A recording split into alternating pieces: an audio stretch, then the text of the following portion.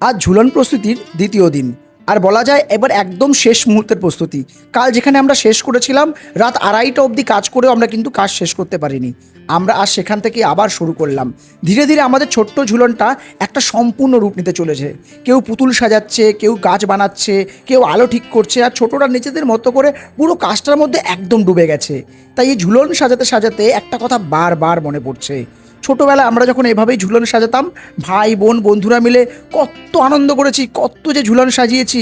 তখন এত কিছু কেনার সুযোগ ছিল না, নিজেদের হাতেই সব কিছুটা তৈরি করে নিতে হতো, কিন্তু আনন্দটাই ছিল অন্যরকম।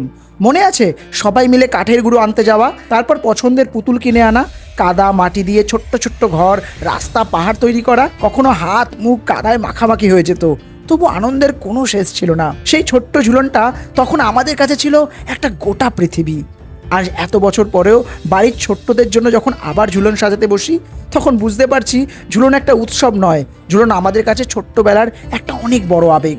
ছোট্টদের আনন্দ দেখতে দেখতে আমাদের নিজেদের ছোটবেলাটা যেন আবার চোখের সামনে ভেসে আসছে। সেই বন্ধুদের সাথে আড্ডা, ভাই বোনদের সাথে ঝগড়া করা, একসঙ্গে পুতুল সাজানো, আর ঝুলনটা শেষ হওয়ার পর সবাই মিলে দাঁড়িয়ে নিজেদের তৈরি পৃথিবীটা দেখে মুগ্ধ হয়ে যাওয়া। না না না, সেই সময় সেলফির যুগ ছিল না, মোবাইল ক্যামেরায় বন্দি রাখার অপশন ছিল না। আর সব কিছু আছে, কিন্তু ব্যস্ত সময়ে ঝুলনটা করবার সময় আমাদের অনেকেরই নেই। আজকের এই ব্যস্ত জীবনের সেই দিনগুলো আবার ফিরে পাওয়ার জন্যই এই ঝুলনের আয়োজন, আর ছোট্টদের সঙ্গে পরিচয় করিয়ে দেওয়া আমাদের ছোট্টবেলাকার সেই আবেগগুলোকে, আর এই স্মৃতিগুলোকে আবার বাঁচিয়ে রাখা যায় কিনা তারই একটা চেষ্টা করা। ঝুলনটা এখন মনে হচ্ছে আমাদের ছোট্টদের জন্য শুধু নয়, এটা যেন আমাদের ছোটবেলায় একটু ফিরিয়ে যাওয়ার একটা বড় চেষ্টা। আজকের প্রস্তুতি প্রায় শেষ, এবার শুধু অপেক্ষা একদম ফাইনাল ফিনিশিং এর। তাই সঙ্গে থাকুন আর অবশ্যই অপেক্ষা করুন আমাদের ফাইনাল ভিডিওর জন্য, কারণ এই উৎসবটা পুরনো স্মৃতিগুলোকে আমাদের আবার জীবন্ত করে দেবে, এটা আমার দৃঢ় বিশ্বাস। আপনাদেরও কি মনে পড়ছে ছোটবেলার স্মৃতি? যদি আপনার এই ভিডিওটা দেখে ছোটবেলার স্মৃতি মনে পড়ে, তাহলে অবশ্যই লাইক করবেন, কমেন্ট করবেন, আর অবশ্যই সাবস্ক্রাইব আর ফলো করতে ভুলবেন না।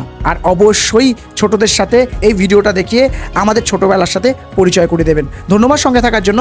দেখা হবে পরের ভিডিওতে ঠিক এরকমই আরেকটা ভিডিও নিয়ে। ততক্ষণের জন্য টাটা।